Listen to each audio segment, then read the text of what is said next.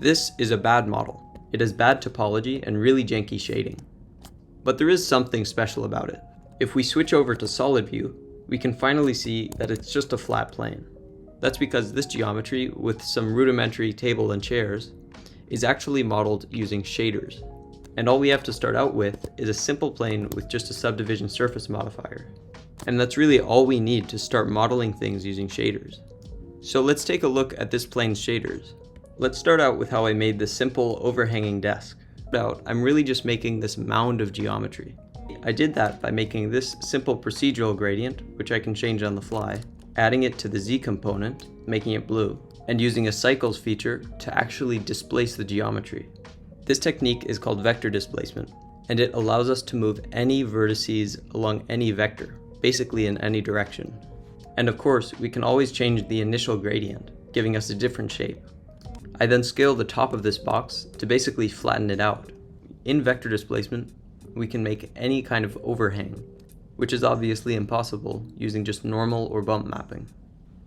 These simple chairs are also fully procedural. You can shift around the geometry using sliders, which is just a fun way to manipulate the geometry.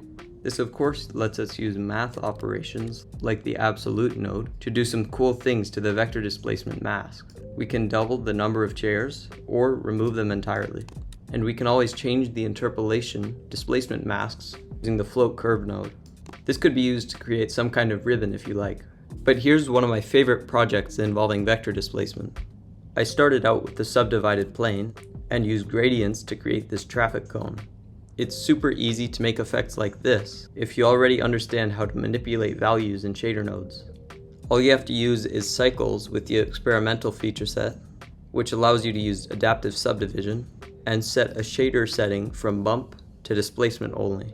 This is a super versatile effect, which I've used for some of my videos in the past. For example, the fire animation I made used vector displacement to scale the flames of an object as it melts. And overall, it's a neat way to create interesting geometry. And if you wonder why I've been using it, it's mostly because I love creative uses for math. If you want to start using this tool and get past the introductory phase, I would highly recommend Arendale's tutorial on it, which I'll link in the description. That's the video I used to learn the basics of vector displacement. It's actually really fun to model with it, but definitely not because it's intuitive. Mostly because it's unintuitive and fun to problem solve. But let me know if you like this video, and subscribe if you learned just one more magic trick in computer graphics.